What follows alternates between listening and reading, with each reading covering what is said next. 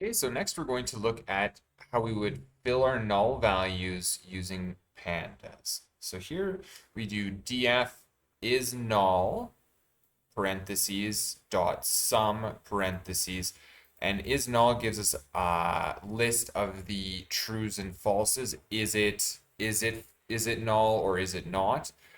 So is null is if it is true, true is equal to 1. So if we give sum, it'll give us a nice count of the number of features that have null values and how many null values in there. So you can see for this data set in type 2, we have a lot of null values. Because we suspect that this is because it means none, because there's nothing to do. This is a Pokemon data set. So when type 2 is null, it means that there is no type 2. So what we'll do is we'll replace that with the word none, a string called none. So we're basically creating another category for these null values because it's really by null, they meant there is no type 2. So because machine learning does not like null values, we have to put in another category. We have to basically specify why it's null. What does this null value represent?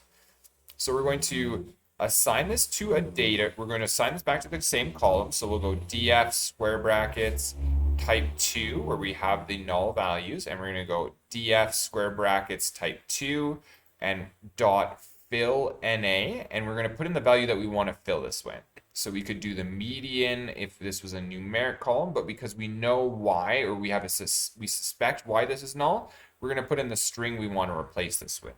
So fill NA, and let's check and see and make sure that was filled. So we can see here now using the df.isNull.sum, we can see that there is no null values. So we accomplished our goal.